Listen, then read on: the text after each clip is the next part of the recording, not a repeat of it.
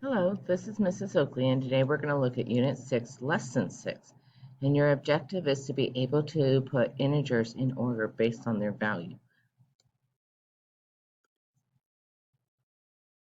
All right, so when we order integers, it's no different than ordering any number. You always got to remember to figure out which direction they want you to put it in. In this case, they want us to put it in least to greatest, so we need to make sure we're doing that. All right, so I like to think it sometimes about it like a number line. Okay, so here's 0. Okay, if I count here, so I got this one done. I have a 2. All right, by 2 would go there. 3 would go there. 1 would be here, right? Here would be -1. Here's -2. Right? So I can see that if I go to the least one is -2 because it's the farthest left. Then it's -1. Then it's 0. And then 2 and 3. Add 2. There we go. All right, let's try another one. Okay, let's look at number 2. I make my number line. Here's 0. 1, 2, 3, 4, 5. Okay. Oop, I got a 3 here. And then a 7. 6, 7.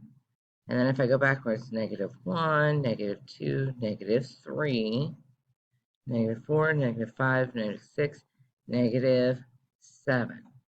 So going in order, least to greatest, it would be -7, then -3, then 3, then 5, then 7. Number line is a wonderful way to do this. Okay. Another way to do this is to think about it like this. Which negative number, because we're looking at least, which negative number do we owe the most? Well, we owe the most when we owe $15, right? Which is the next negative is -5. We can get rid of that one now. We know 0 is the lowest of the positive numbers. So now I'm looking at positive numbers and I'm thinking, which one gives me the most? Well, 5 doesn't give me very much, but 15 gives me more. Okay, try this next one. These are all negative numbers. So which one owes the most? -72. Okay, then I've got -33 and -32. Well, 33 is greater because it makes me owe more than -32. Rid of those two.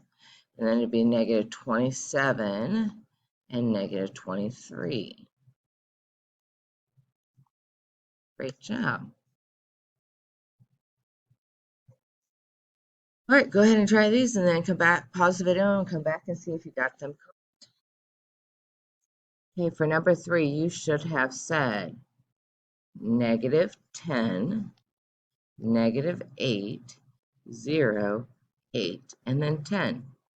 For number 4, you should have said -25, -11, -2, 3, and then 8.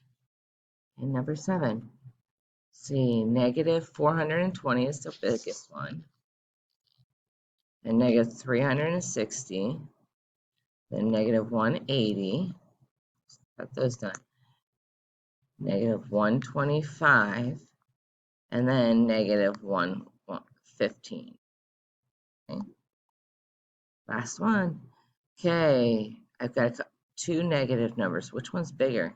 Well, -13 means I owe most. That's the one that's worth the least. -28, I owe some, but not as much as the other one.